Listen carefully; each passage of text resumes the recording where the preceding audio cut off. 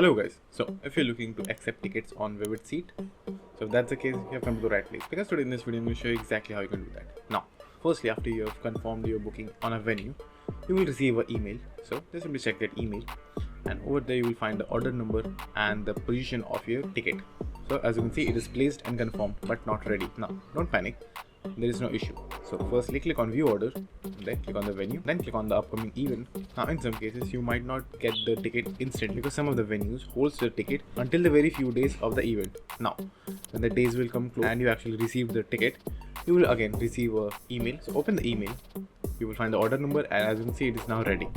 So all you have to do is just simply scroll down, and over there you will find a clickable button which is access ticket from the app. Click on that, open the application, then go to the ticket section, click on your show, just simply click on view tickets, and there is a ticket. Now you don't need to print it out on a paper, all you need is your phone, so they will directly scan it from your phone.